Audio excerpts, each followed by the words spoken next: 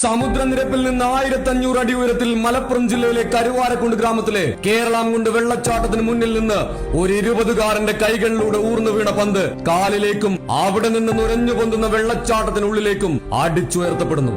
ആ പന്ത് പിന്നീട് ഭൂഗോളം തിരിയും പോലെ ഉരുണ്ടുകൊണ്ടേയിരുന്നു. 10ൽ പഠിക്കുമ്പോൾ ഫുട്ബോൾ ടൂർണമെന്റിനിടെ കൈയെല്ല് പൊട്ടിയപ്പോൾ ഡോക്ടർമാർ വിധിയെഴുതി ഇനി കളിപാടില്ലെന്ന്.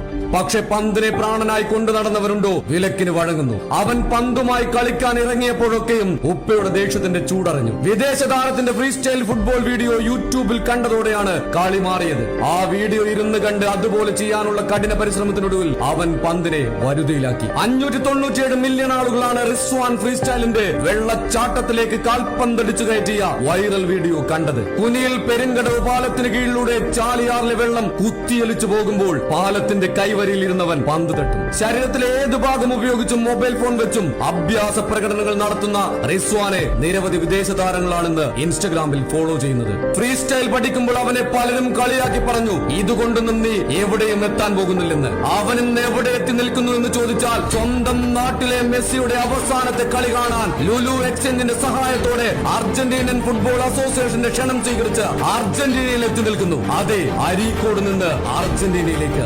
റിസ്വാൻ, നിങ്ങളൊരു